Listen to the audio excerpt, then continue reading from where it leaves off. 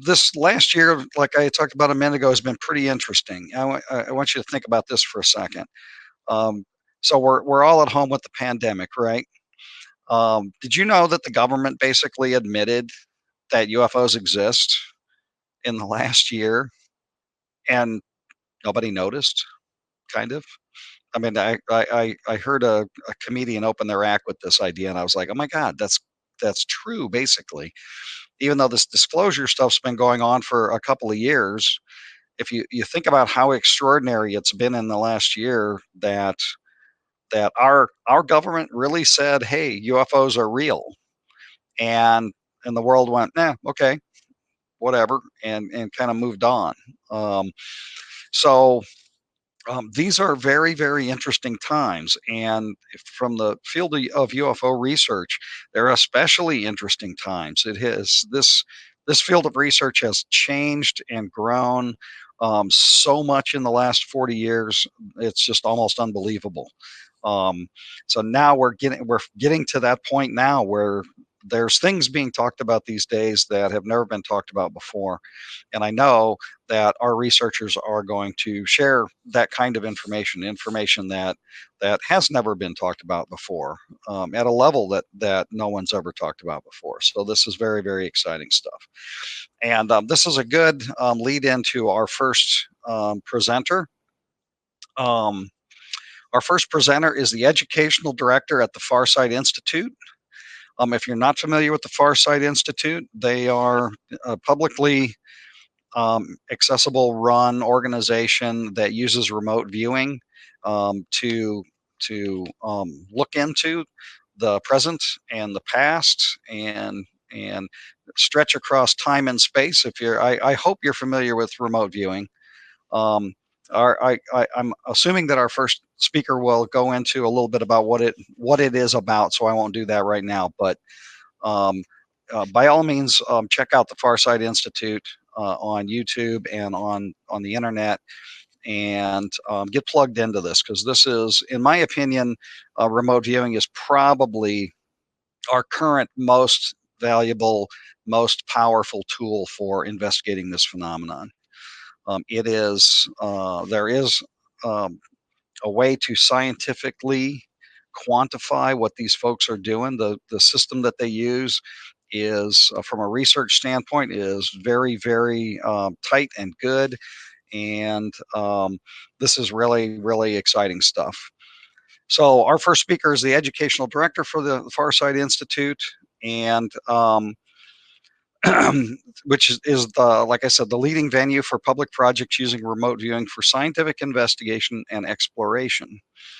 She has a large worldwide YouTube audience in the tens of thousands who regularly follow her monthly reports. Outside of her work at the Farsight Institute, she is a noted actress, model, and mother. So, in her presentation today, she will be giving us an overview of the Farsight Institute. It's a large and diverse collection of public projects using remote viewing to answer some of the biggest questions that we've ever asked as people about ourselves and history and all that kind of stuff. She describes the process of remote viewing. As it is done at the Farsight Institute, there are different sort of like styles and protocols that are used. Many of them are really, really good, and the Farsight Institute probably has the best protocol for using remote viewing. Participants today will be offered a taste of the remote viewing process themselves. She describes the extent of our current knowledge of extraterrestrials that has been obtained using the most advanced remote viewing methodologies available today. Finally, she will describe some of her own firsthand experiences interacting with extraterrestrial intelligences. So please join me in welcoming Princess Jeanee. Thank you so much. I am Princess Jeanee, the educational director at Farsight. I am also the owner of PrinCess Views, which we'll get more into later. I am going to share a quick video with you all. I hope you all are being safe. I know there's a storm everywhere. It's a bit grimy outside here as well. And And so I'm going to share a quick video with you guys, and then we'll go in. Is abandoned. It's broken. It's damaged. It sort of reminds me of the last Divergent film. I think it was Allegiant.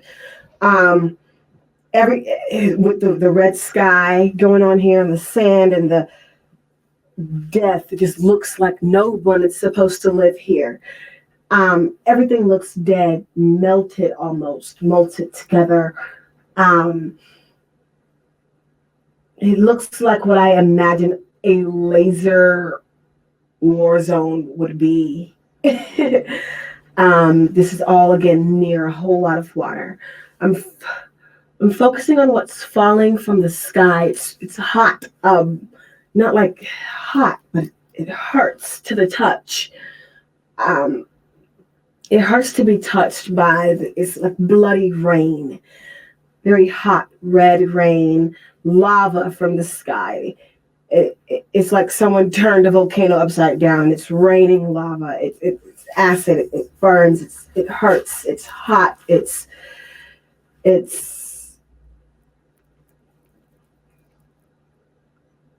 just burns everything, and there's a falling lava rocks are with this. It's like lava rocks and acid rain, and it just burns and it hurts.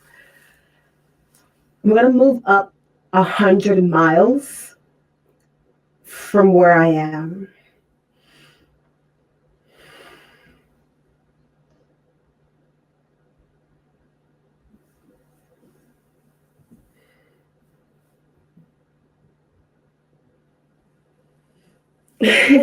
From up here,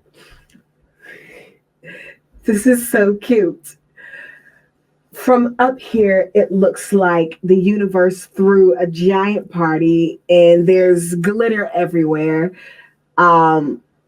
There's stuff here that makes me feel like a space city. There are lights everywhere, and you just see these swirls of colors, dust, stars, gas. I don't know, but it's like I took a bunch of glitter and I went to space and I just threw it, and it's just there.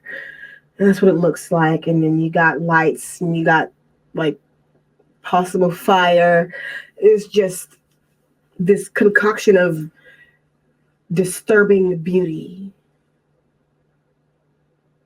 It's very pretty, but something bad happened. But it's beautiful. It's like galaxies, or what I imagine it to look like if I were there.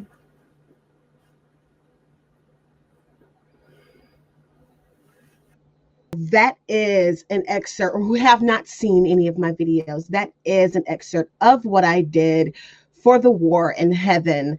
And it was a very unique thing.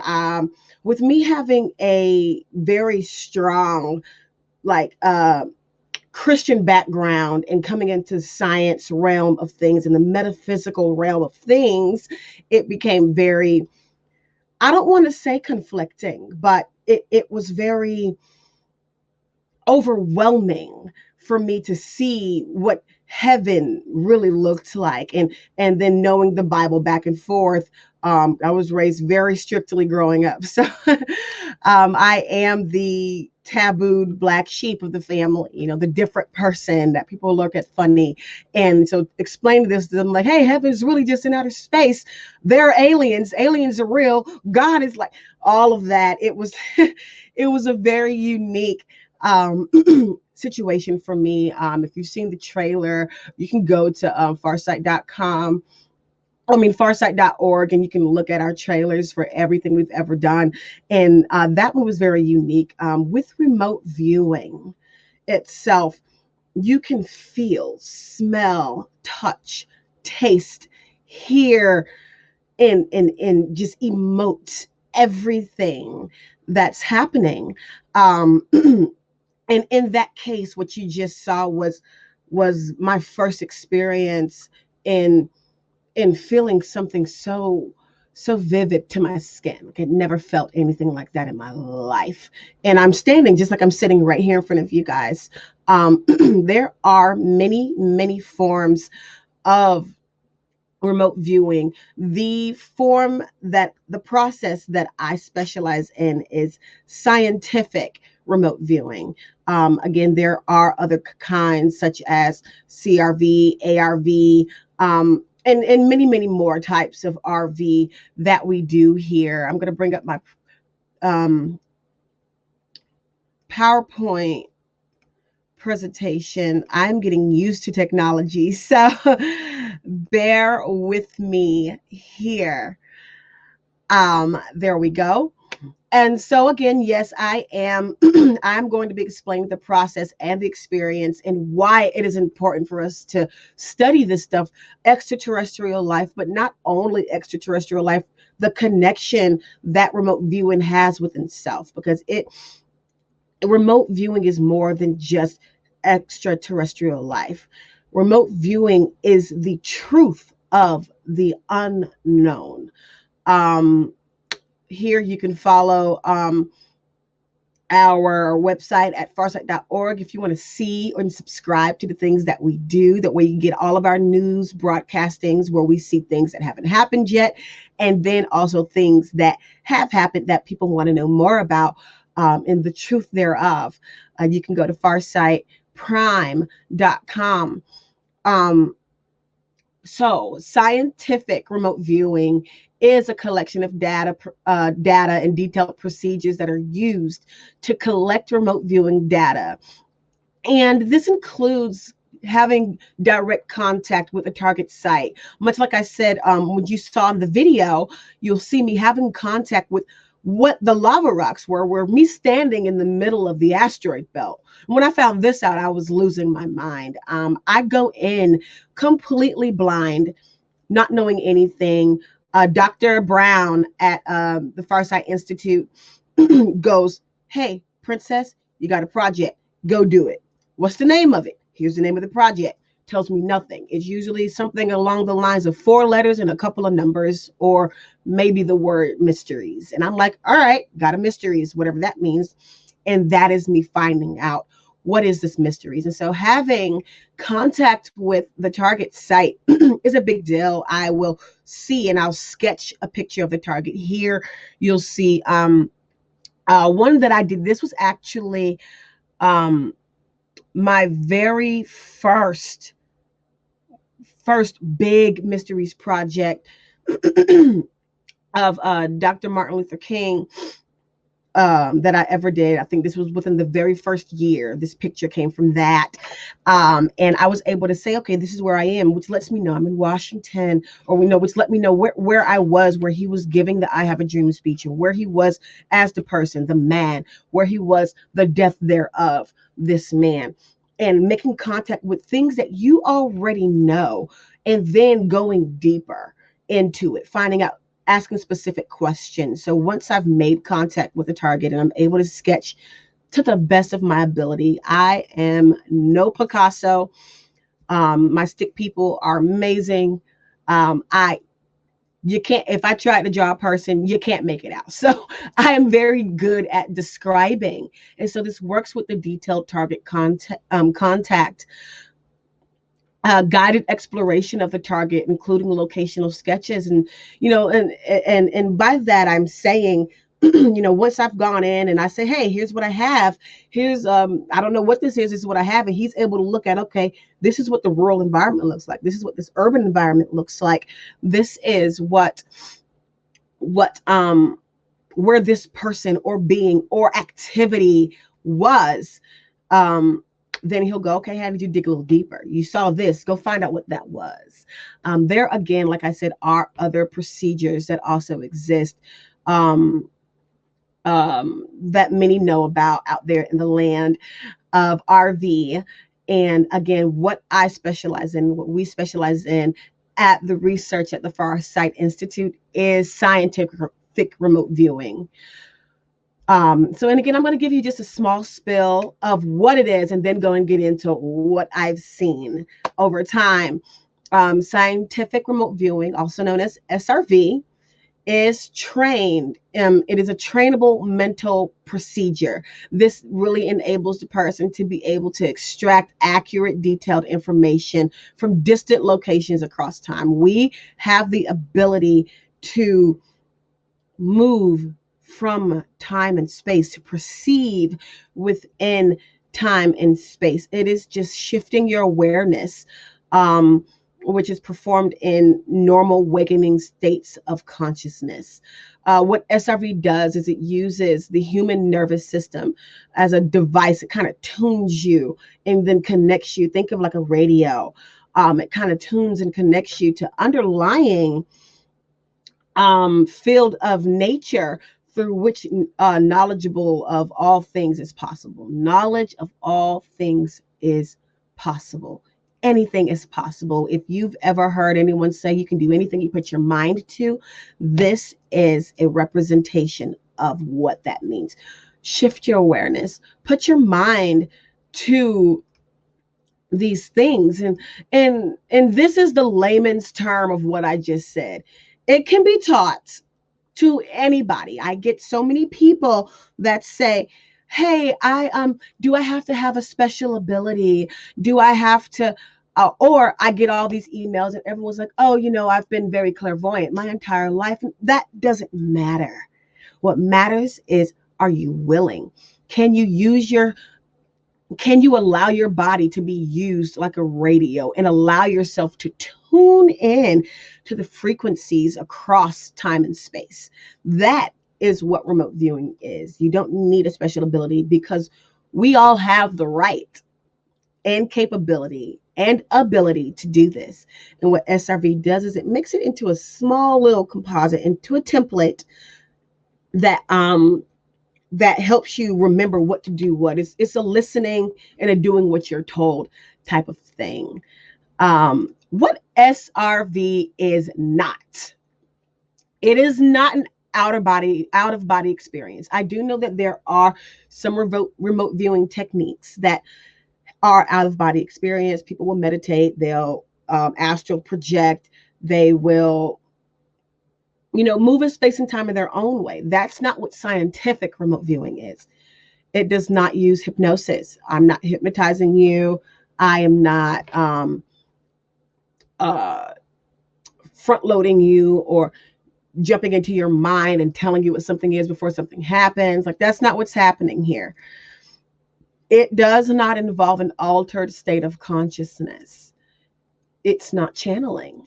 Now, do we have the capability to channel? Yes, you can say that, but that's not what this is. Many of you have seen. If you have watched our videos, me communicating with other beings, me communicating with extraterrestrials, me communicating with people more like me, people who are clairvoyant, people who do remote viewing as well, me communicating with other species, and I'm not channeling them. They're not jumping inside of me. What I am not is the amazing Daryl, Ankh, and Bashar. That's not what I'm doing here. I'm not channeling somebody. What I am doing, though, is communicating with all of me. I use every part of me to communicate with the world around me, with the energies around me, the energetics around me. It is the ability to train someone in remote viewing proves the existence of a non-physical aspect for all humans, what we call a soul. There are things people say that we don't have souls. We do have souls in a body of light. We have our physical body, which is a pea-sized amount of who we are. And then we have our soul, our astral, our perceptual, our emotional, our mental, like all of the above. We are not bound by time and space. I'm going to recite something that we say daily, an affirmation that I say daily, that I teach my students daily, and that we learned at Farsight daily, that helps us with this process. If you're at home, you can say it too. I'll say it slowly enough. And that is, I'm a spiritual being Because I am a spiritual being, I am able to perceive beyond all boundaries of time and space. My consciousness is ever present with all that is, with all that ever was, and with all that ever will be. It is in my nature as a human to be able to perceive and thus to know all that there is to know. Everywhere at all times, I seek to learn and thus to evolve. To further my personal growth and to assist others in their growth, I direct my attention to a chosen point of existence. I observe what is there. I study it carefully and I record what I find. That is what we do. That is what our soul does. That is what our mind does. That is what our body does. And this is one of the most important facts to emerge from the development of modern remote viewing research. Um, Farsight is known for its published research. We have done 10 years up to date, maybe a little more now, as years just keep passing by so quickly, but 10 years up to date of research of why remote viewing works, cross-cutting side channels, the nature of time, associative remote viewing, public demonstrations of RV, which is what we do every day. It's what I do every day anyways. Um, um, RV cosmology, quantum mechanics, insights into spirituality. There is a book by Dr. Courtney Brown, The Remote Viewing, The Science and Theory of Non-Physical Perception. This right here is from live sessions that have been done within remote viewing. The preliminaries of this formal remote viewing experiences are normally preceded with a calming process or a cool down process. Some people use meditation for this, which can be fine, but we do have to be careful. Since the word meditation, it means different things to different people.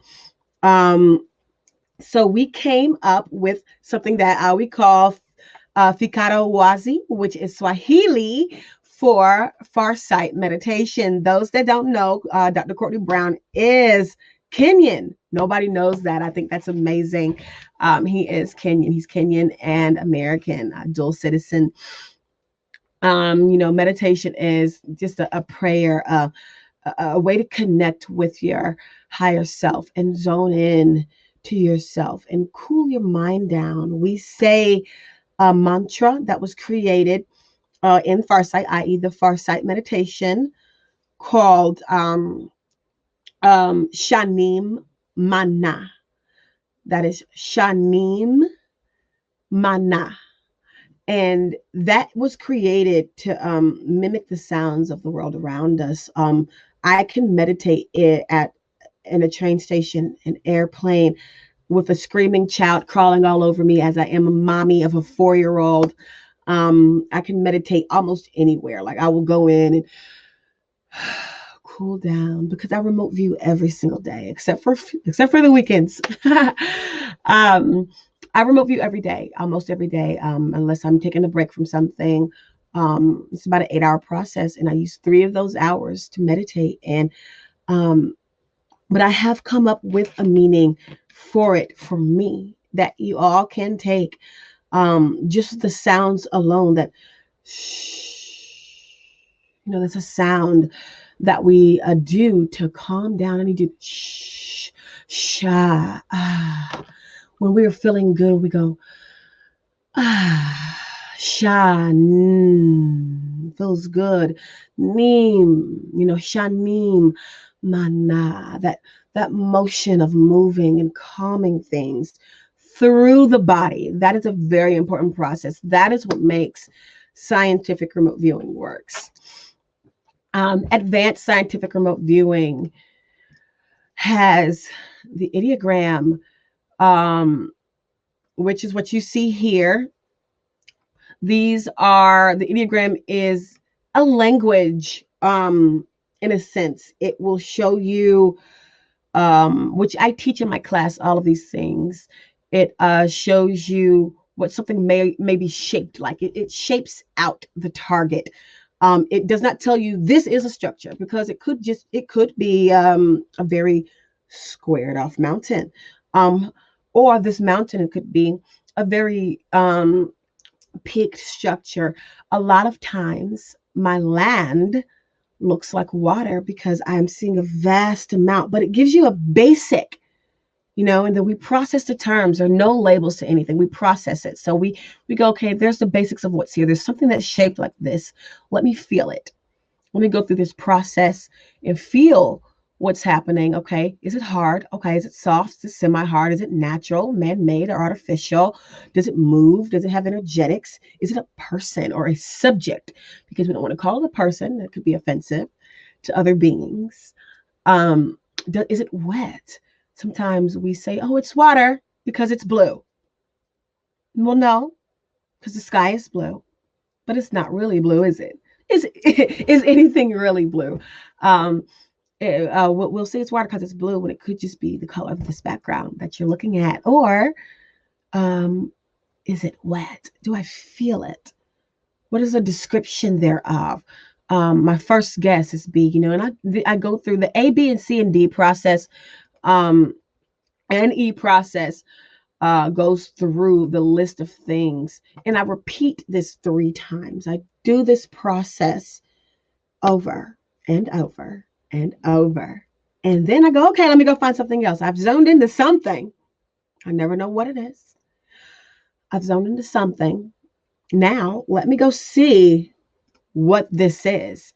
And this is my A through D process. My IL is the name of the ideogram, my ideogram label, which is structure. Which is my A is what shape did my pen do? Did it go vertical upward or horizontal flat across, or did it go horizontally straight across, or did it slope up and peak over and then slope down? Did this curve up and then over? Did this wave across? What did it do when I drew this really quickly after my target coordinates that go over here?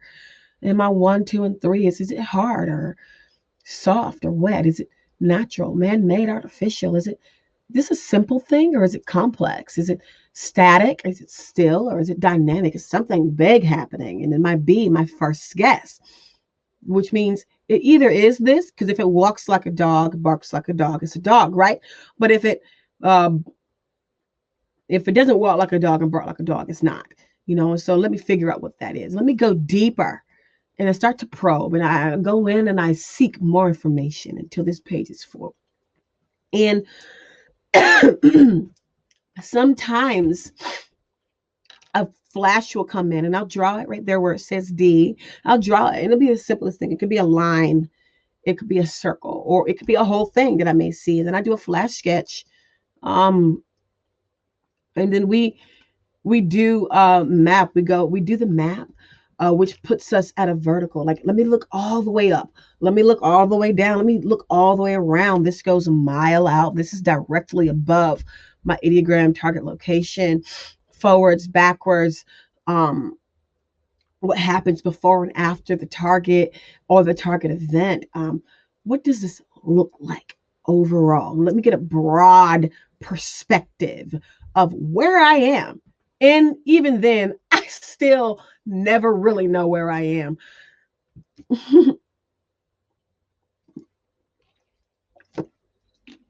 I never really know where I am. Sometimes it's about a good month before I figure out where I went. And movement exercises.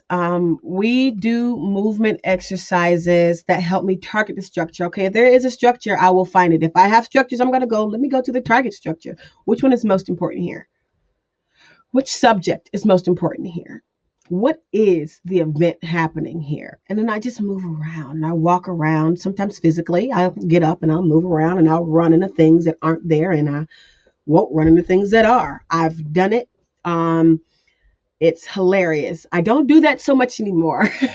And I don't advise doing it if someone's not in the room with you, because sometimes you really will run. I've ran into a wall because I'm bilocating and I am in that space bilocating, and I'm in that space bilocating, and then I'm like, oh wait, I've run into my desk because where I was, there was nothing there, it was empty. Or now I'm stepping in the water, but there's no water here in my home, obviously. Um, and I do deep mind probes. I'm able to do deep mind probe collectively overall. I just went to a little demo recently, and I did a deep mind probe of the whole room.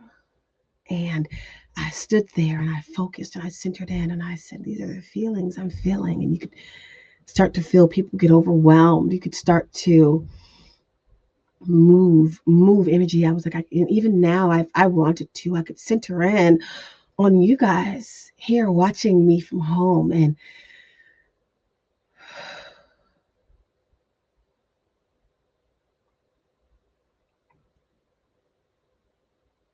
see and feel curiosity, see and feel people on the edge of their seats. I'm able to see and feel emotions of tiredness. People are tired. It is kind of early. Um, People are tired. Able to do that. And I'm able to do this within my targets. And I teach it. Low level data is the most, technology is the most important thing. We only use low level data. High level data is the conscious mind drawing conclusions. If I say, oh, wow, yes, I am on Mars in outer space, and at the International Space Station, or there is a shuttle nearby, or whatever, something crazy, right? I could be very wrong. However, if I say there's darkness, I can, and those will also be deductions. That's why it's deduce and subtract. The deduction removes the conscious mind conclusion. So I would deduct Mars and deduct outer space. Now, if I'm in space, I can feel it. It feels like I'm drowning sometimes. I'm either underwater or outer space, and I'll move around. It's really cold in outer space. I've been there a lot of times, so I know this now. But what I won't say is I'm on Mars. It'll be a high level data, but what I can say is I see colors of red and brown. I see something rocky. I see something mountainous environment. I see, and I'll start naming little things here that could be somewhere else, right? I could just be at the Grand Canyon. So that's why we don't want to give high level data. These are different examples. I can't speak today. Explosive energy, bomb blast. So I'll say explosive energy, right? But if I say bomb blast, that's a bomb, but it could just be very high energy because I can see auras. I'll see sand, water, salty tastes, waves, perfume, sweet smells. Could be at the beach. Some people go, oh, beach, I'm at the beach. But we don't want to do that because we could be somewhere else. I could say squirmy, primitive, scaly animal life. I see dinosaurs. That would be high level when it really could be a lizard, which is still a reptilian, but not a dinosaur. Um, little things here and there. Tall structures, many floors. I can see skyscraper, but it could be a hotel, or it could be a office building. We don't want to say these things here.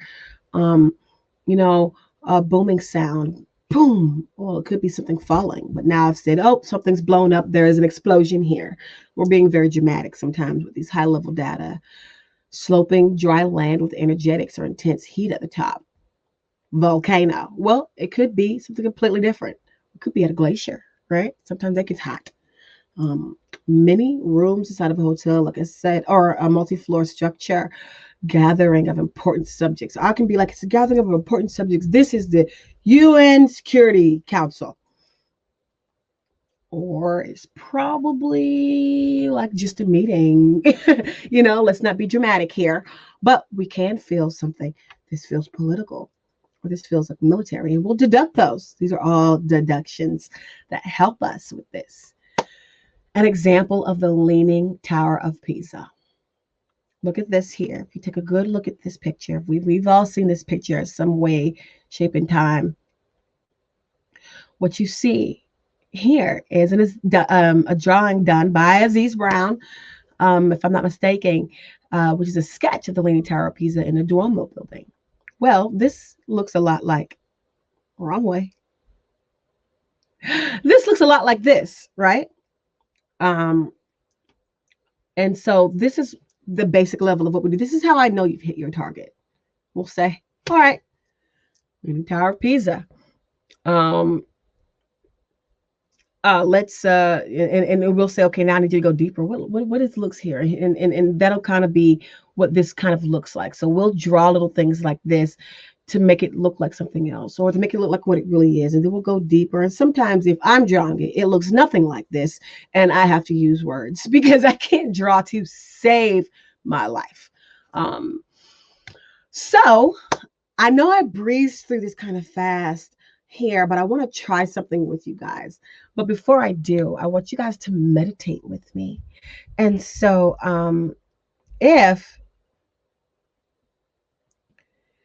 if you guys can take a small moment to meditate with me, I'm going to put on some music, and I want you to zone in and quiet down real quick. We'll do this for about 5 minutes, maybe. 5 minutes so that you can breathe with me. And then we're going to try a small exercise to see if you can see this. And then we're going to get into some wicked, cool topics about the extraterrestrials that I've seen. And so if you can, at home, repeat after me. Shanim Mana.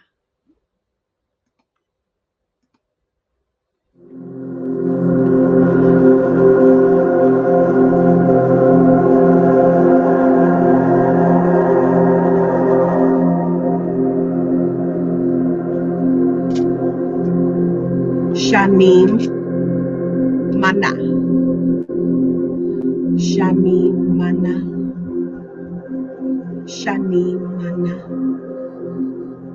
Shanim Mana. Shanim Mana. And then go in into your mind, continuing to say Shanim Mana over and over. And I'll bring you out slowly. And what you don't want to do is pop out quickly.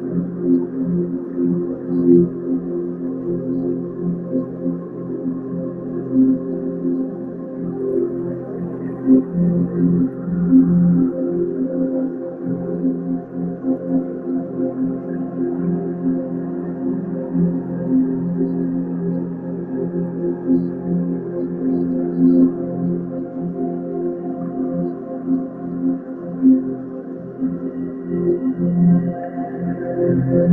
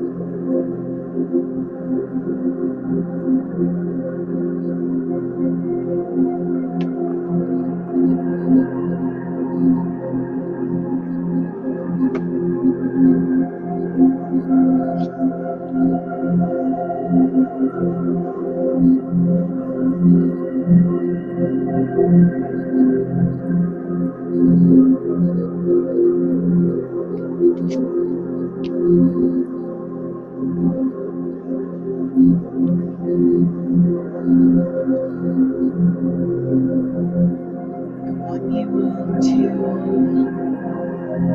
very, very slowly open your eyes. Very slowly. Please do not jump yourself out because that will hurt.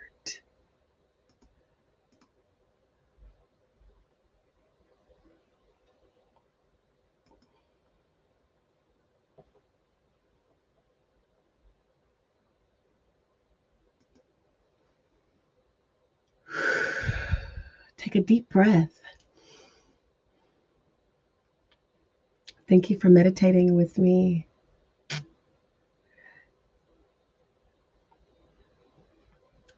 So now we're going to try an exercise, and what you will need is a piece of paper and a pen or a pencil.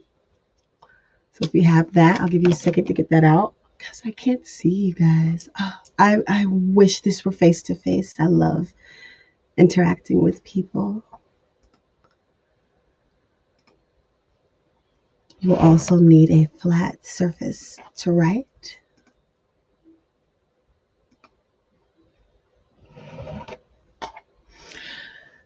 Just remember, this is an exercise. This is not designed to be a formal remote viewing experience. This is just to give you a taste of something. I want you all to remember to use low level data as possible. And but this is just really fun, and you'll gain just a little bit of understanding. Um, there is a target, and I want you to again try to use low level terms to describe your perceptions of this target.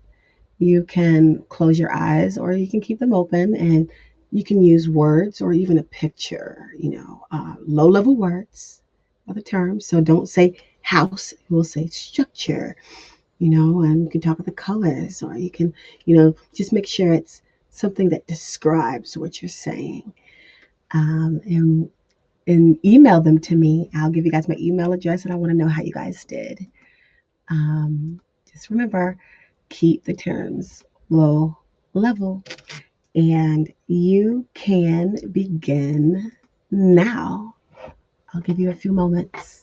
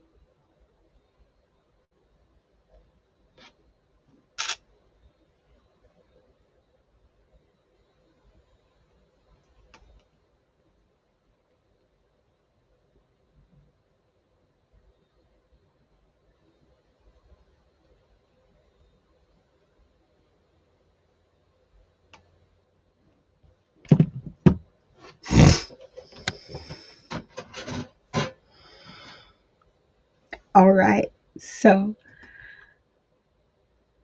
I don't know what you guys have. When I do this live, everyone's like, this is what I have. Oh my goodness. So I really, really want you guys to email me at princessviews@gmail.com. That's princess, PRINCESS, views, VIEWS, at gmail.com. I would love to see if you got anything that said pyramid or triangle, brown, a face, even sand, dirt, hot. Like, there are so many things you could have gotten where you've gotten the Sphinx and pyramids in Giza, movement, even energetics. Like, what did you get? I'm very curious to know. Send me an email right now with what you just got from this. I want to do maybe two more and then get into some cooler things. I want to do maybe two more for you guys. Um, and so um, again, just stand up, stretch it out, shake it out, erase this one out of your mind that you just did, and close your eyes for a few minutes or a few seconds. And remember to use low level terms. You will need a new sheet of paper.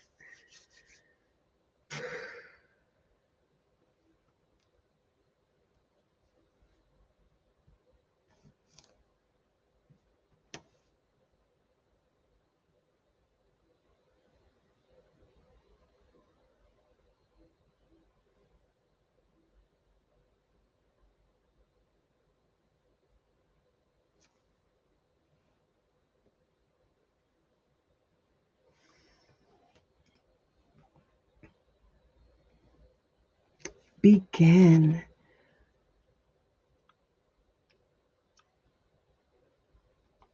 And remember, use low level data.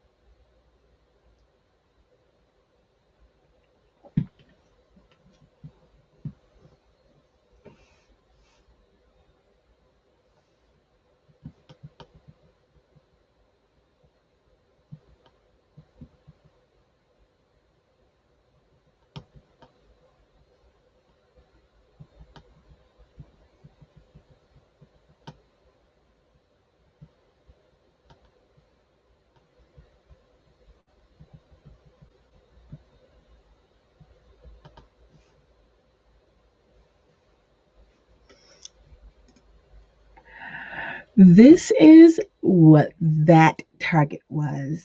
Hiroshima, Japan, at 8:15 a.m. specifically, August 6, 1945. Um, there are so many things you could have gotten with this. Cloudy, foggy, cloud dynamics. Obviously, you don't know our terminology, but energetics, energy. You might have even gotten explosion or bomb. Um, Forcefulness, loud. Um, some people have gotten one time. I thought that was hilarious and cute. Email me what you got. Again, this is just little fun exercises. This is not meant to be formal. Just wanted to give you guys a taste. I just got an email from Danielle for her first one, and she said that she got for the pyramid one. She said that she got solid rock or concrete wall, rocky edge, vast smooth surface, reflecting light, loud, overpowering sound, static sound. I thought that was amazing. That was very, very good for the pyramid one because that is all there. Very good low level data. So tell me what you got for your Hiroshima. Send it to me if you can. If you are participating at princessviews@gmail.com. And then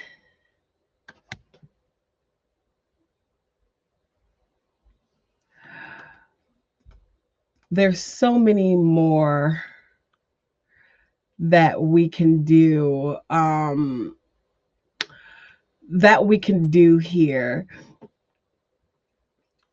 Again, I am the educational director at Farsight. You can see all of these videos. On its own streaming service. We have apps for both Android and Apple. So if you got it, look us up on here. I want to talk to you guys about some super cool things for this last 10 minutes that I have about my extraterrestrial experiences via this process and how you can have that too. Email me, guys, again. But here are some examples of the projects that we've done at Farsight, the Galactic Federation of Worlds. This Awesome. Thank you guys for emailing me these things. I would love to be in person with you guys. I'm an in-person person. Eric, for his second view, got dark, cool feelings, and then heavy wind, and he made 3 lines of wind. And Ella got wind blowing in a big spiral. Um, and Danielle got heart palpitations. That happens. Blue, black color, foundation, cord lines, sky grid, a tall structure. That's amazing. And this just goes to show that this is without a class. This is just zoning in on something that I forgot I even put in there. Because I forgot which ones I put into my slideshow. But yes, no, these are the different projects that I have. The reptilians here and now. This had to have been one of my favorite. This one and the dinosaurs. One of my favorite ones, as I was able to connect and communicate with the reptilians. Oh man, I have this really cool picture. It's hanging on my wall here. If you can see this, can you guys see me and the pictures? But this is my interpretation of someone that I met who feels familiar, actually, who's a reptilian and was actually very kind, not mean, not trying to eat me. I feel like there are good reptilians, there are bad reptilians, just like there are good people and there are bad people. There are good extraterrestrials and bad extraterrestrials. If they're not reptilians, just because they're not reptilians doesn't mean they're not bad. Just because they are doesn't mean they are bad. I think you catch my drift there. It's kind of like a race war, obviously, in the extraterrestrial race realm of things. But the reptilians here and now, again, like I have come in contact with so many reptilians, and they talk to me like, because I will zone in and I'll say, all right, I know I've just annoyed you, because I do this thing where I light up and I make my aura and my everything very big, and it annoys them and it gets their attention, and then it makes them look at me, and I can say, hey, got questions for you. I got some questions for you. And um and I'll talk to them and I'll say, hey, I'm not here to bother you. I'm not here to be mean to you. Like, I'm not like, I don't know what you've dealt with, but what are you? Where are you from? What's happening here? And I met this woman in the annihilation of the dinosaurs, which breaks my heart, because I feel like that's why they're so militant. Like, I don't think they started off evil or mean. Obviously, whatever floats their boat, they, there's this whole thing about them eating people and tormenting, which I've seen. But I don't think all of them do. And I don't think all of them do. And and um and so when I got here, obviously I didn't know where I was, but I kept getting these weird things, and I kept seeing, I think I called it a alien dinosaur dragon. And it was so loud and it was so big, and I was able to see this. Everyone saw it. Me, Trudy, um, Kamaya, Melina, and Aziz all saw the same thing, which is what I thought was amazing. But there was a woman here that I came in contact with, and I believe Aziz came in contact with a man. But this woman, her skin was this color.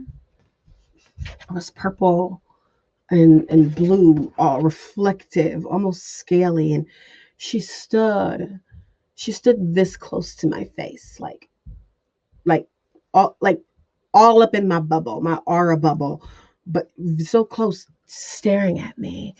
And I'm staring at her and like reaching out towards each other, kind of like, how are you here? What are you? She's analyzing me the same way I'm analyzing her. Her hair would seem to be locked, or not stringy, but long and textured and locked in a sense, and blue. And she spoke to me, and I asked her so many questions. You got to go watch the video and see what I asked. But I asked her so many questions, and I was like, where am I? Where are we from? What's happening here? And she grabs and takes me to their village and where they live, and told me that they have to move their location all the time because of predators and because of people who want to harm them, and they have to hide. The human like, and like, she was human like. She wasn't human. She was human like. Had hands and feet, but obviously scaled in a sense, or textured. And it was just an amazing experience. I cried communicating with her because it was so overwhelming. She trusted me. And I have this experience with a lot of extraterrestrials because I'm real nosy. I'm like, hey, since you were here, I have questions. I want to talk to you. Like I said, I don't channel, I communicate. It's a difference. I want to talk to you. And a lot of times, sometimes they talk to me, sometimes they don't. This was really awesome. The remote viewing of the Star Wars Vision. I was actually in a concussion. I had a concussion for 6 months, and so I missed a lot of these things. But just even down to the human leadership being compromised. Like, what you see here are all kinds of videos that we do. The sun god, the type of person he was. Human leadership's been compromised. That threw me for a loop because I had no idea what was happening. But just all these gods and all these people and death traps. Ugh. Death traps. I think I almost quit like 5 times doing the sessions for this project. And I was like, I don't want to work anymore. I don't want to do this anymore. Like, it was traumatizing. And I saw some people who do watch our show like yelling at Courtney for sending me there because, I cried for real. A lot of people think it's acting. Like, I'm not going to cry for no reason. Like, y'all aren't paying me to cry. I'm going. I'm not going to just cry on cue for something like this. Like I experienced the worst, most traumatizing types of death and followed their souls with remote viewing. You know, able to follow their souls um, to where they went after they died. And one guy had like, I guess, traumatic soul PTSD and just started ghost killing people. Like it was weird. I didn't think that it was possible. And you know, like throwing temper tantrums. And I just followed him into the light. And then I followed someone that didn't go into the light. And you gotta go watch the death traps. Like I said, there's a number of things that we've done here. Mua Mua and the Bird of Prey. This was interesting.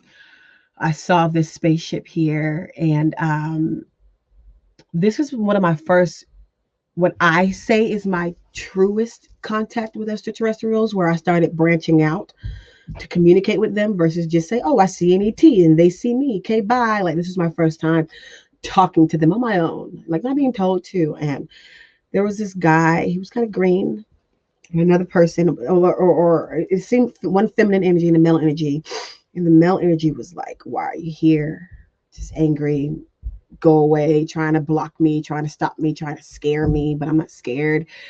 And and I just looked at him and I said, I'm just here to see what you guys are doing. You know, what are you doing? And he just kind of makes himself invisible. But I was feeling what felt like the energy of children. They were like little extraterrestrial children, like playing games. Like if you've seen like movies with spirits and like you hear the giggles and then like they're running past you and like someone touching you real quick or knocking you or dropping something, like it was like that. So it kind of freaked me out a little bit, and I was like, all right, there's like you could hear the giggles of little alien children. It was the best thing ever.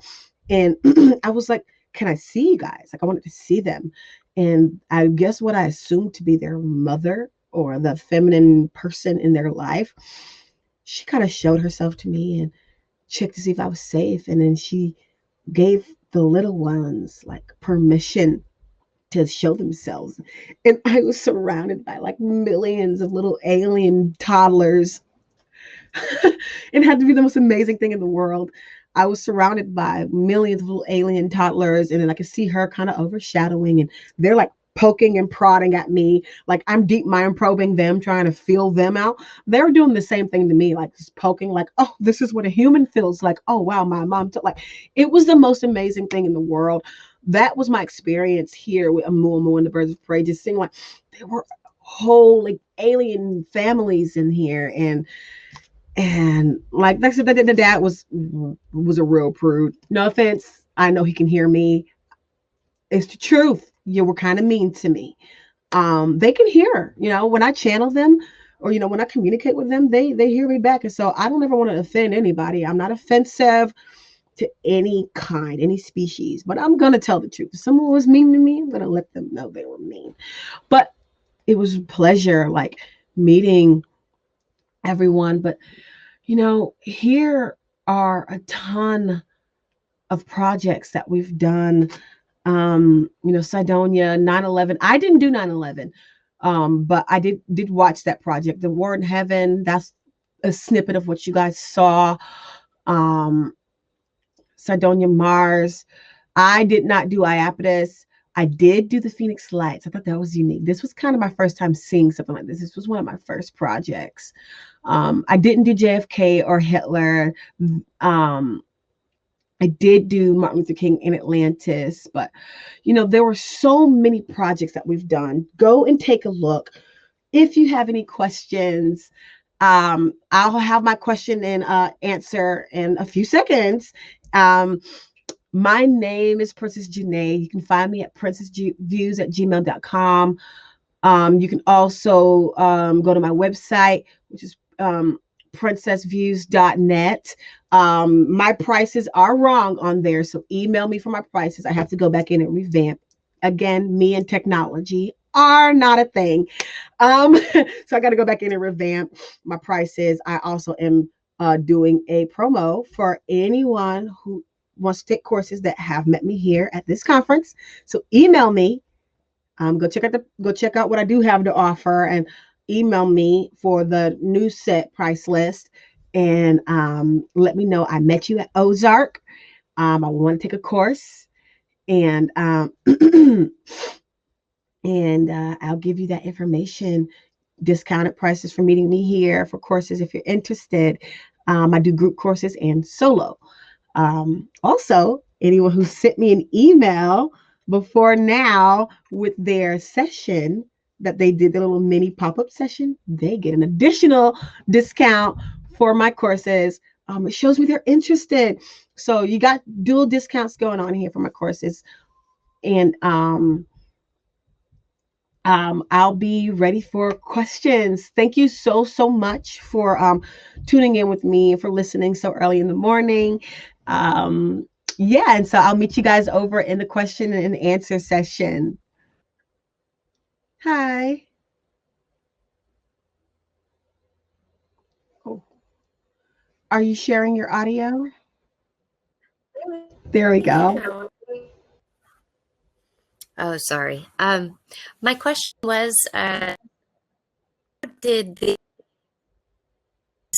talents start to show themselves as you were growing to get into this? Well, so that's a two-part question. That's a two-part answer. So Did it come talents through with okay? this growing up. Yeah, yes, it did. It did. Talents as far as this, I had no clue, but I have always been intuitive and empathic, um and I've always been able to see growing up. Now again, I had no idea that that was this. I've always been able to just my mother would say that I was very profound, and I would say things that didn't make sense for like a 7-year-old to say, or even a 2-year-old, to say. But I've always been very empathic. Now, how that ties into this, I have no idea. But how I got into this, that is an actual funny story. Um, so I am a model, singer, actor, and dancer. And I used to be an art model at this art cafe. So I was a figure drawing model. And Dr. Courtney Brown was one of my friends there. I met him there. He used to come and draw me every week. And, I would stand very still for like 30 minutes.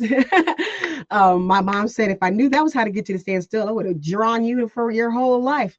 But so he found me there. We would talk, and then after about 3 or 4 years of me knowing him, one day um, he was like, "Hey, do you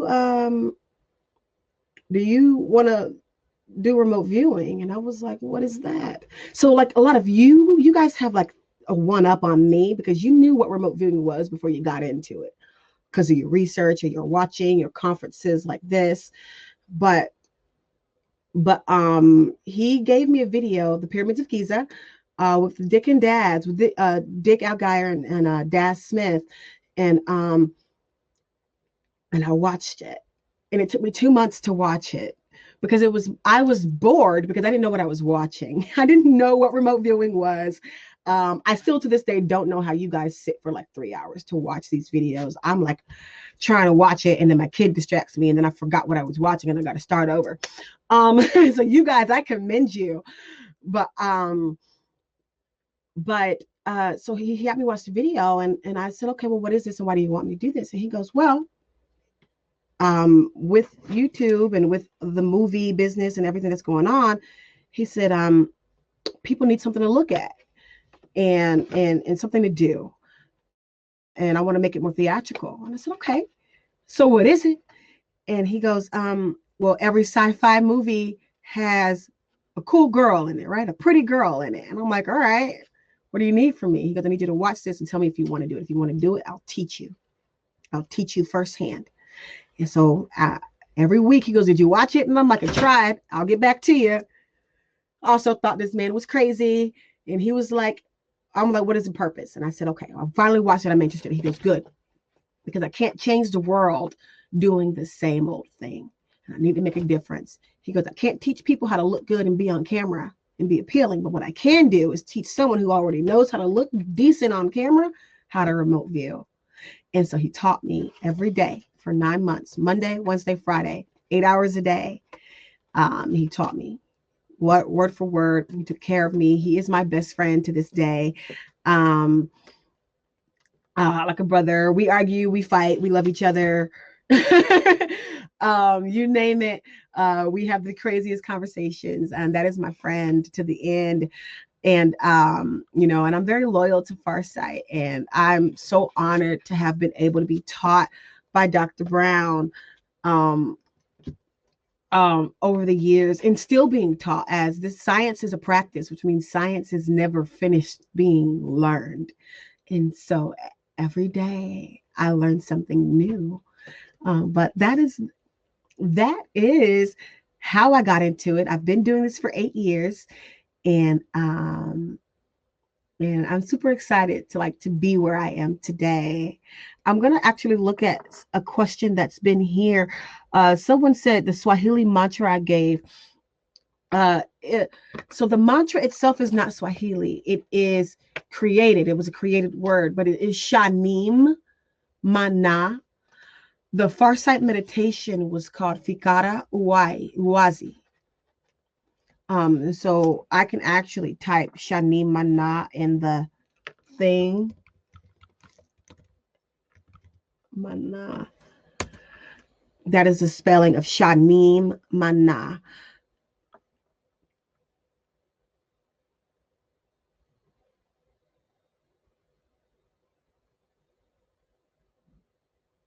Thank you so much, Jonathan, for tuning in.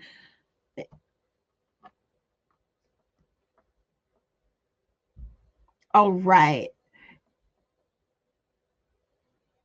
Oh, thank you guys. And so I am ready for my next question. I was trying to read through all those things.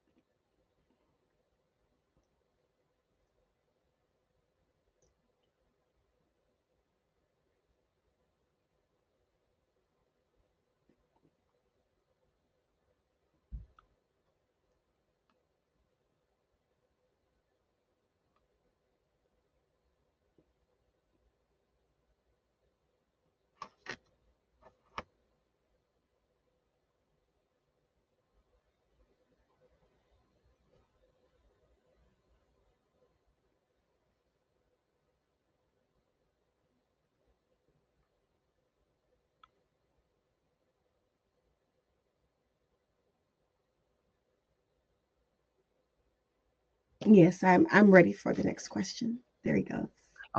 So I have a sort of a two-part question. The first one is, at what age were you when you first? And it sounds like you were probably already an adult when you first, based on your previous answer. So the follow-up to that is, as much as you're willing to explore with us, how does this interact with your faith, with your, let's say, religious faith or spiritual understanding?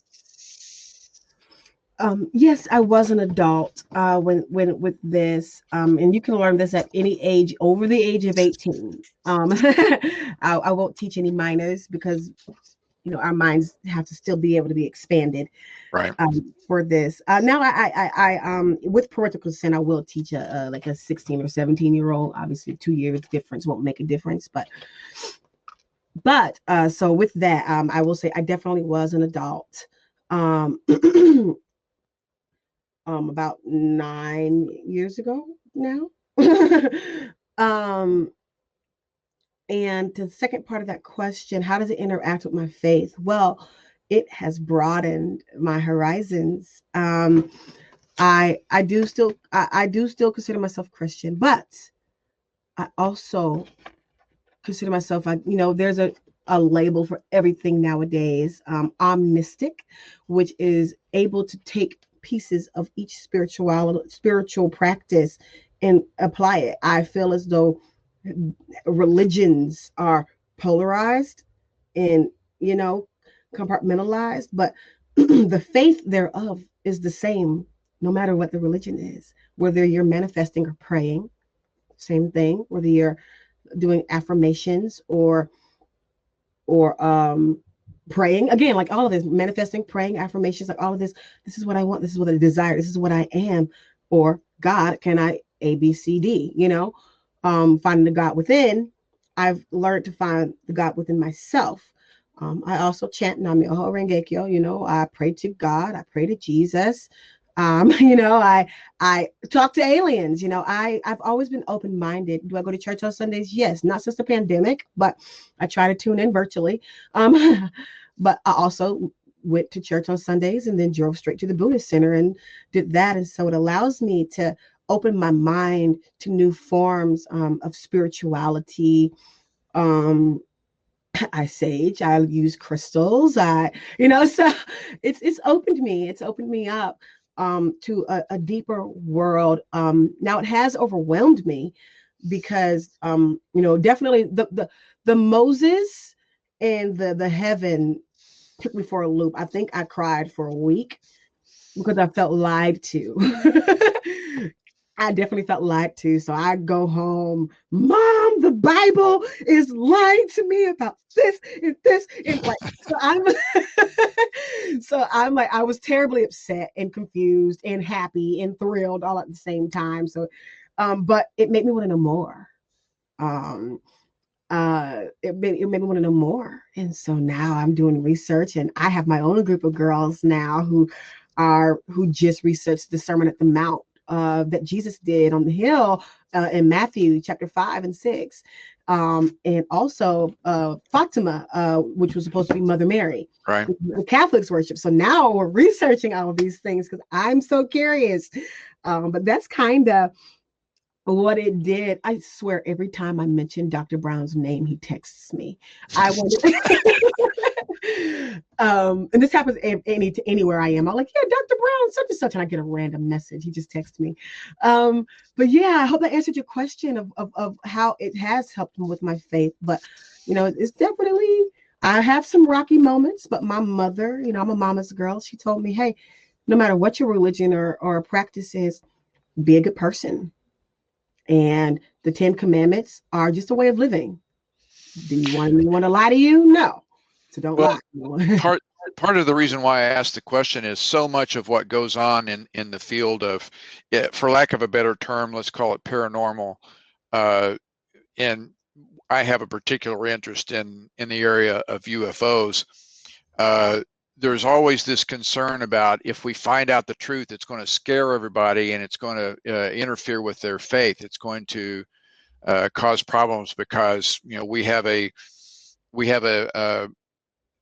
God-centric view on Earth, but so many people tend to think of God as just being for Earth, and so there are people who are afraid to let us know the truth, if you will, because it'll interfere with that. And I've always found that sort of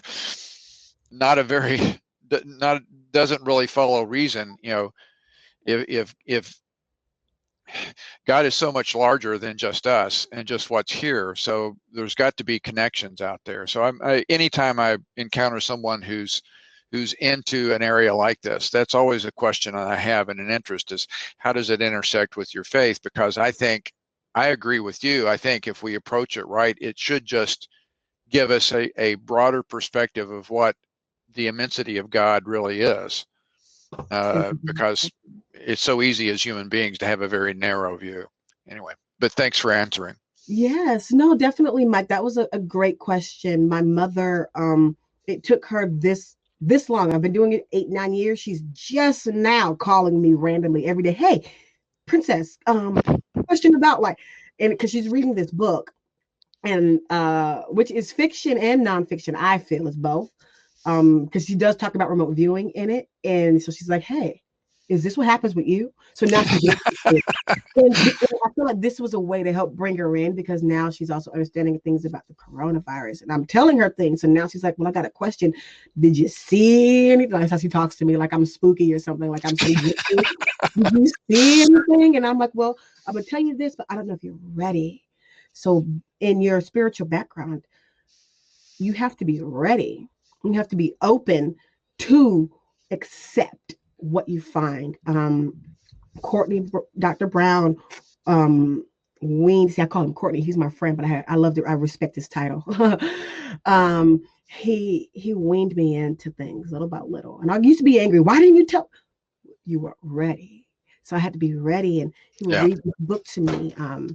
When I was pregnant, he would read this book to me before I did all of my sessions, called The Prisons of Lyra, if I'm not mistaken. That was the name of it. And I never finished it. I wanted to keep reading it to me. I'm a baby. And it said that God is really just the I am. Saying God is saying I am. And that kind of took me aback for a second, because I'm like Bible thumping, I was a Bible thumping teenager and 7-year-old. Like they said I could charm the devil back into heaven. That I was. So with that, it said that God is the I am, and I had just became more into my own culture of things and learning different about my own culture of, African spirituality and how things, shifted over years in time. And so I started to listen in, and I'm like, okay, God is I am. All right, what are you telling me? All right. Then she said something about the lady that wrote that book said something about God being an ET. And I was like, well, there. So I had to process it. But, like I say, I'm watching my mother. She goes, okay, I'm not ready for this particular answer, I can tell. But I do have a question about something else involving. And so I feel like when your spirit becomes ready for this knowledge, you'll start to seek it, and you'll be able to understand it within your format. Now, granted, I have gotten to disputes with other Christians, being at church. Well, this is what I do for a living. Oh, you're a Scientologist. No, I'm not a Scientologist. That's not what I am. Big Bang Theory, cool. Yeah, also, I do believe that God made the Big Bang Theory happen. Also, whatever the war in heaven was probably had something to do with it, and so it's a unique facet of faith, religion, and UFOs. Thank you.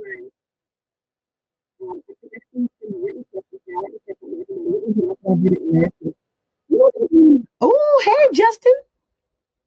Oh, hello. Let me park. I'm in a parking lot here. Hey, are you watching this while you're driving? No, of course not. I just had a brief couple questions of what to you is the importance of your environment when you go in to do a remote viewing. I know it's probably a little bit different, and my process might not work the same as your preferred process, but have you ever used, like, I have a way, I'm a bit of a rock hound, and I always say, like, the things I find me, I don't find them. But it's been really helpful for me to use certain objects I find while I'm on my camping trips or just out in nature to anchor into different timelines and try to use that to help me gain insights. And I was just curious what your thoughts with that was, and how you have ever incorporated that into your practice.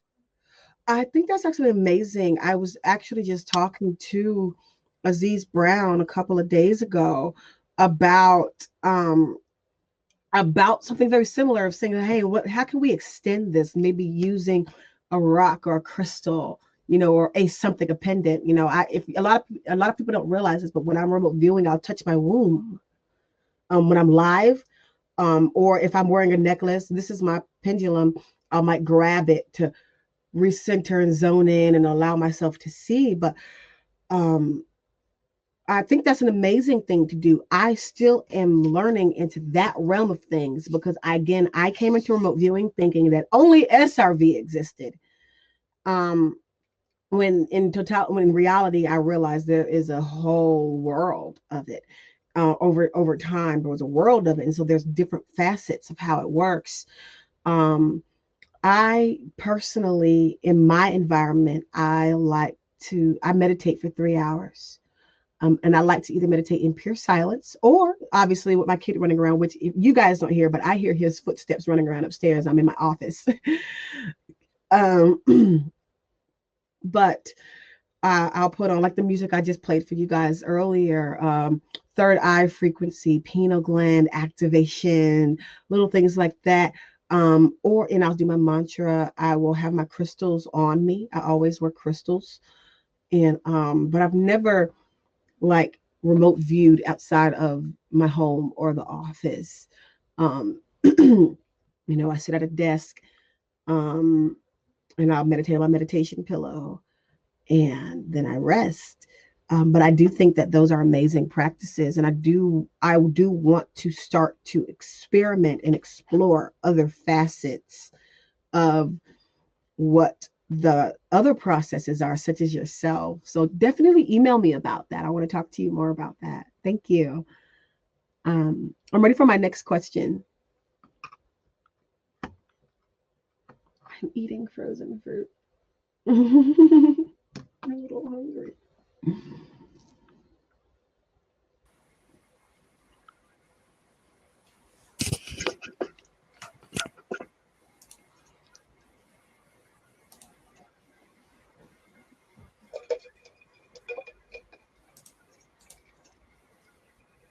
Why is my stuff not working?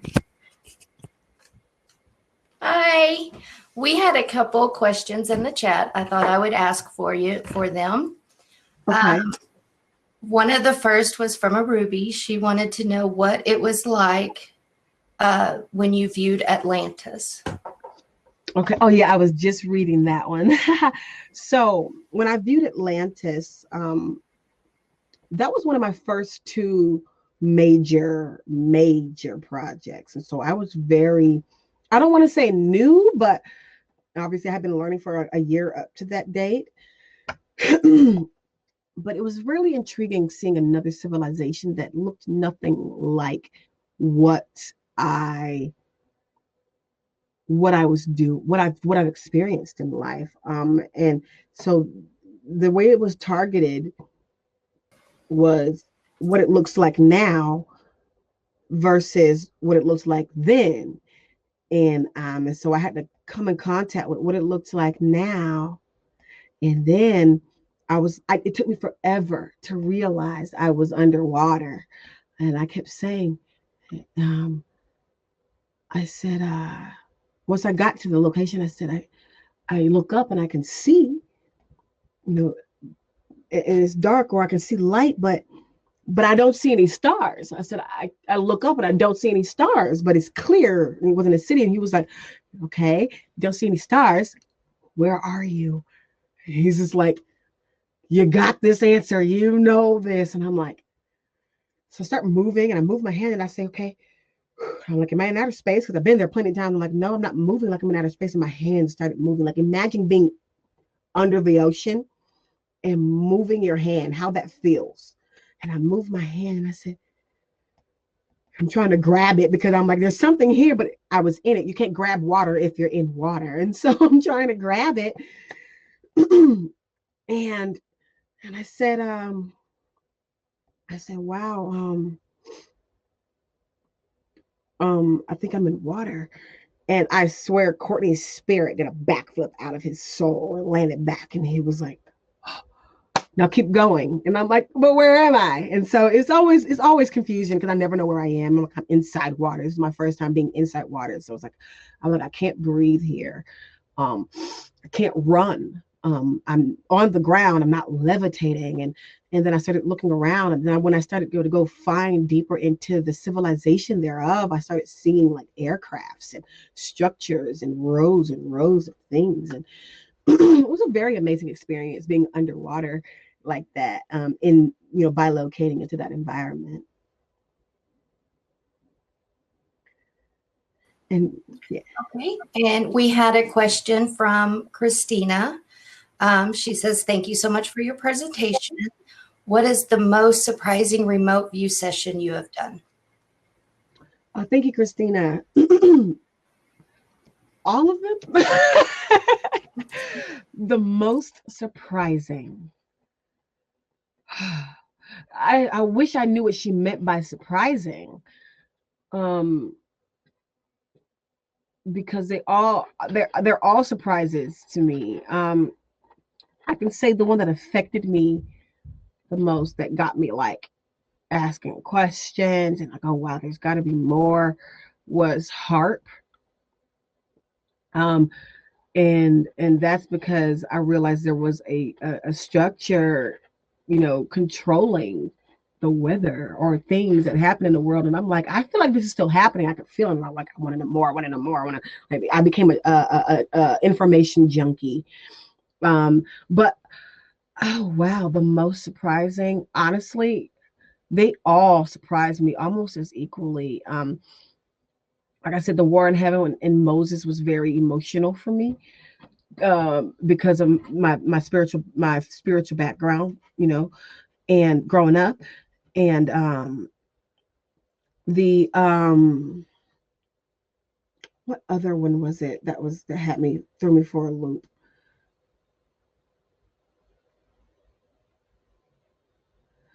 The dinosaur one, being able to speak to someone, not knowing who I was speaking to. But I can say that they all have taken me aback. Death Traps has really took me aback. I wanted to quit.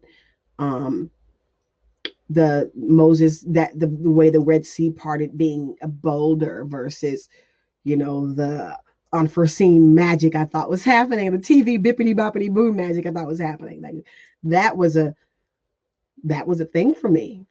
It was a thing. I hope I answered your question. If I didn't, ask again. I'm ready for my next. Okay. We have our next question that is from Jonathan. It says, can you describe the difference between remote viewing and OBE? I want to make sure I answer this appropriately. An out-of-body experience is where, to my knowledge, where you leave your body and then experience the things around you, or where you may be going. Some people astral project in their dreams. So if you're good at lucid dreaming, I think that happens. I've definitely had fainting spells where I feel like I've left and had to come back. Now, do I remember what happened? Not so much, but I would just clock out on the floor, middle of the conversation. I can't elaborate on out-of-body experiences because I'm still understanding them. But remote viewing, I'm still within myself. I'm not leaving myself. I am taking myself and going somewhere. My consciousness, and I'm by what we call bilocating. So I am here and I am there. It's a perception. It's a feeling. It's learning to feel and understand yourself and your body all as once. Your hand may tingle, and that may mean something is hot or cold. Your eyebrow may twitch, and that may mean something is hard or soft. The feeling of water, I'm picking it up. I'm physically there. I'm not leaving my body to go to these places. And I hope that answered your question. Okay, and I just wanted to ask you, we have a couple more questions. Do you continue to want to go on, or I know it's been the 30 minutes. Yeah, I'll take a few more questions. I have the space for it. Okay. We have a question from Anna. It says, have you done any remote viewing that you feel has had an impact on the world? What was that experience? I wouldn't understand if you're still here, what you mean by impact on the world. Like if my remote viewing shifted or changed something, or if I remote viewed something that impacted the world. I'm uncertain, so I'll try to answer both.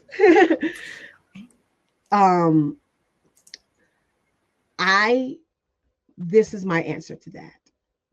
Remote viewing itself impacts the world based on knowledge. And so I think that all of our remote viewing and understanding what's happening and where we're going, where we're moving, where we've come from, the knowledge itself impacts the world. Also, being a remote viewer, learning the process, even if it's just a class, to learn and understand the process of remote viewing can shift the person in understanding and opening them up, which in turn can shift and impact the world. You know, I say one person at a time, one step at a time.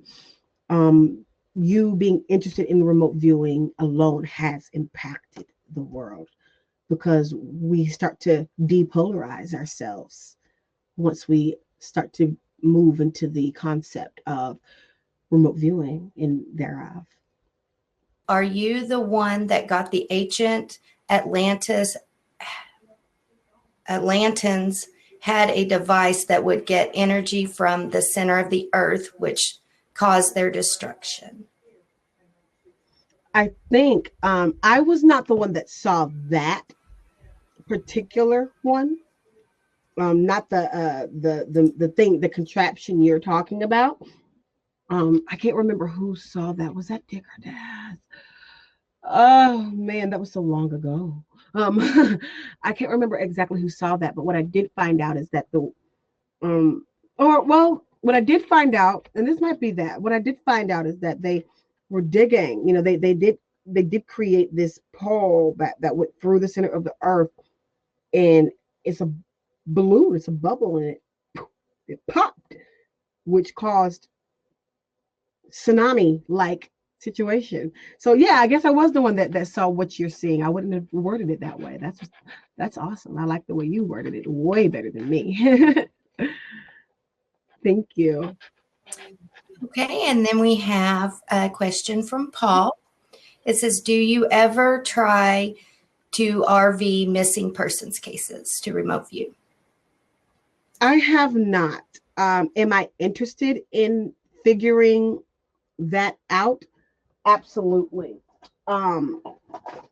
Absolutely. I am interested in figuring out where to start with something like that, because I want to do more to assist people in the world. But I personally have not done that, and I don't fully know where to start. However, I have had a student find a missing cat after taking my class, and she also used like what do you call it, with the dowel rods and kinesiology. So she mixed kinesiology and remote viewing and did that. And so that is a process that I would like to start to participate in, especially after some of the things I have seen in the news. Okay, and we have our last question, which is from Charlie.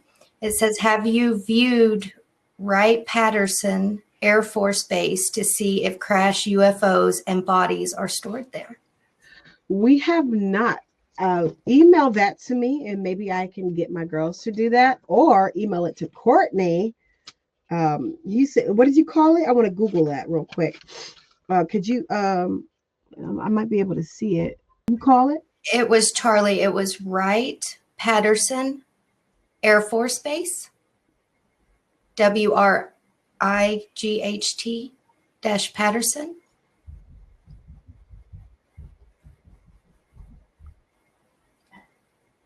For crashed UFOs and bodies.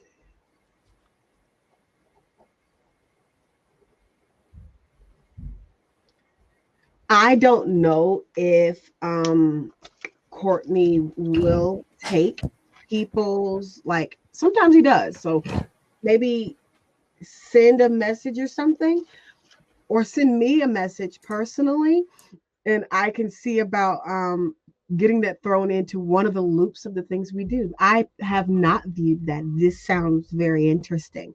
We did do Denver, Colorado airport to see what that was about, but not this. Okay, and that was the last question we had for you. So thank you very much. Oh, Paul just asked, what about Denver? But I possibly think you might have just answered that one. Do you want to give any more? And basically there were myths that there was some crazy stuff going on in that airport, some wonky things, and so they sent us in to see what it was. Courtney got the conclusion of there just being a normal airport.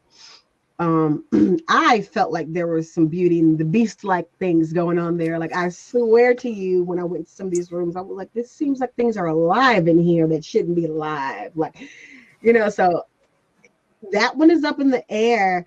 Also, I recently flew into Denver, and I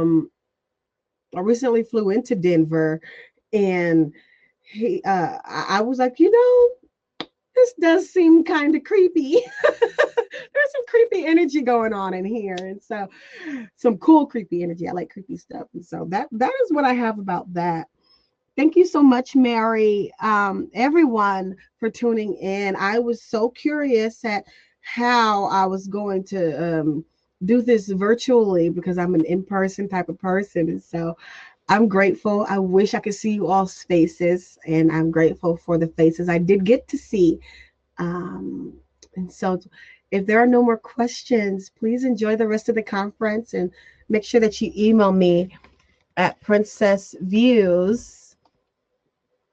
Oops, if I spell it right, VIEWS, views@gmail.com.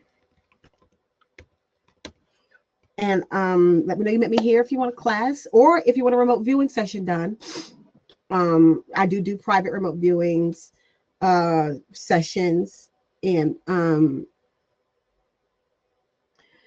I can't see, so I'm looking. I do private remote viewing sessions for people. You can't tell me anything. I'm going to keep it blind. I'll ask you specific questions to make sure that I know what you're seeking, and we'll go in from there. And anything you may want to see or know, let me know, and we'll do some research. Okay, and we have one more. Our lovely Forrest is coming in. That's awesome. Oh, you're so sweet. I just did that to make sure that I was ready in case I needed to say anything. Okay. Princess, again, I am so thrilled that you're here. This is such an important part of understanding this phenomenon of work that you guys are doing. I'm also very happy you guys are doing more alien stuff, because I know when Farsight first started out, you guys were absolutely staying away from alien stuff, and now it's probably become the most popular thing that you do. And I'm happy that you guys have sort of either gotten the permissions or allowed yourself to expand into those areas.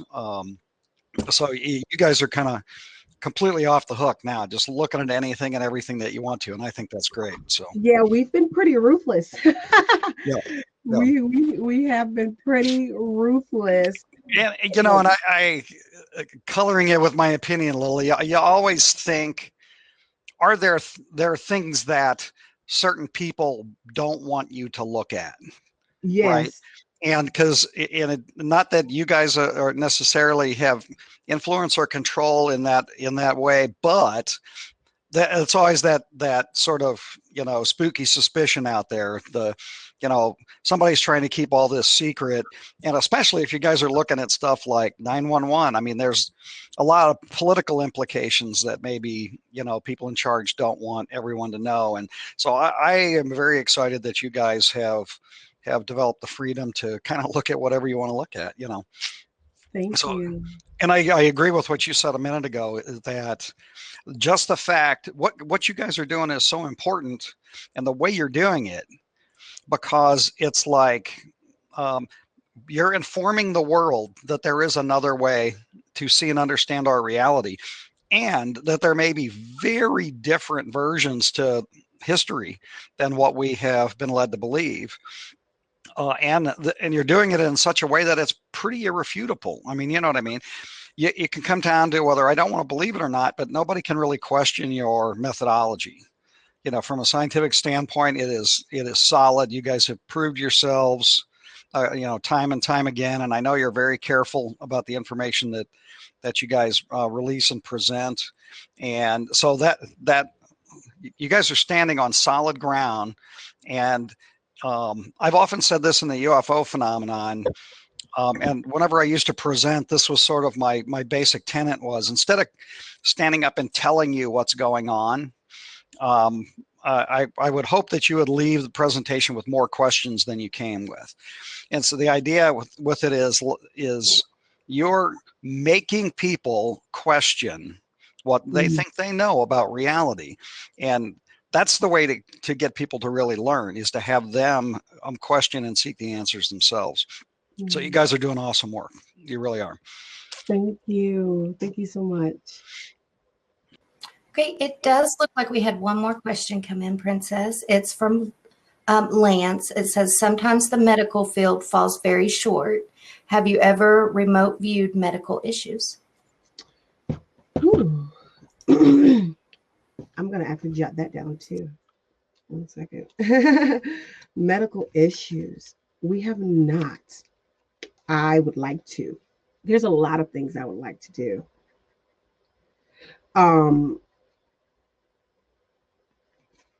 There's a lot of things that I would like to do. We have not remote view medical issues. We did obviously touch on the coronavirus and stuff like that. I still want to go a little deeper into that. Please go check that out. Our information on that. A lot of information we did find, but I cannot say that we have. Can I say that I want to? Yes. And with PrinCess Views, so I'm able to, Courtney, what I love so much about Dr. Brown is that he's given us permission to do our own thing as well. And so what we do at Farsight is what we do at Farsight, right?